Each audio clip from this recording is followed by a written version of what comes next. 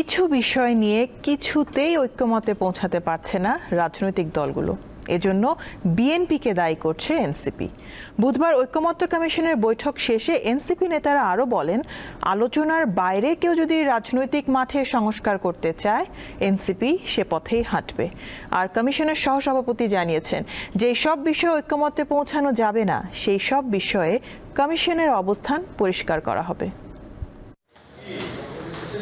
রাজনৈতিক দলগুলোর সাথে রাজধানীর ফরেন সার্ভিস একাডেমিতে মঙ্গলবার দ্বিতীয় দফার 14তম বৈঠকে বসে জাতীয় ঐক্যমত্য কমিশন। এতে পার্লামেন্টের উচ্চকক্ষ ও সংবিধান সংশোধন নিয়ে আলোচনা করা হয়। আমরা যে ঐক্যমত্য কমিশনের দীর্ঘ 6 ঘন্টা আলোচনা শেষে গণমাধ্যমকে নিজ নিজ দলীয় মতামত জানান রাজনৈতিক দলের প্রতিনিধিরা। ব্যাপক আলোচনার ভিত্তিতে কোথাও ঐক্যে আসা যায়নি।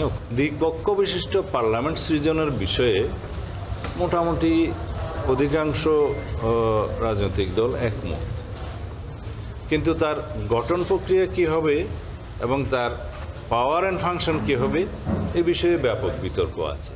একটি দল ছাড়া আমরা সকলেই পিআর সিস্টেমের সাথে আছি। আমি মনে করি যে কোনো একটি দল 3টি দল না চালে আটকে যাওয়াটা ইনজাস্টিস হবে, বৈষম্য হবে, কারণ মেজরিটি তো পক্ষে আছে। সংবিধান তো একটা জাতির চুক্তি, রাষ্ট্র পরিচালনার ক্ষেত্রে একটা লিপিবদ্ধ মূলনীতি। সুতরাং এইখানে যদি হাত দিতে হয় তাহলে অন্তত মেজর স্টেক হোল্ডারদের মতামত নিয়েই করা উচিত। এনসিপি নেতারা জানান, সব দল যখন ঐক্যমতে পৌঁছাতে চায় ঠিক তখনই বাধা সৃষ্টি করে বিএনপি।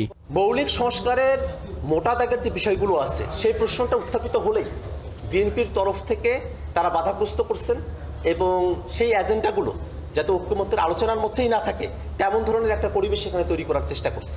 টেবিলের বাইরে মাঠ পর্যায়ে সংস্কারের এজেন্ডাকে ঠিক করার পরিস্থিতি যদি কেউ তৈরি করে আমাদের সেই পথেই অগ্রসর হতে হবে।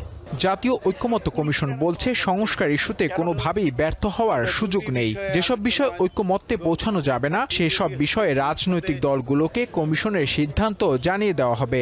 যেহেতু রাজনৈতিক দলগুলো এবং জোটগুলো এ বিষয়ে কোনো ঐক্যমত্যে আসতে পারছেন না, সেহেতু কমিশনের পক্ষ থেকে এ বিষয়ে আলাপ আলোচনা, অনানুষ্ঠানিক আলোচনা অব্যাহত রেখে খুব দ্রুত আগামী সপ্তাহের গোড়ার দিকেই এ বিষয়ে আমাদের অবস্থান বলতে পারবো বলে মনে করি।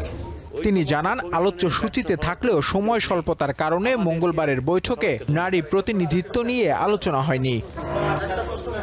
নূর আলম, দীপ্ত সংবাদ, ঢাকা।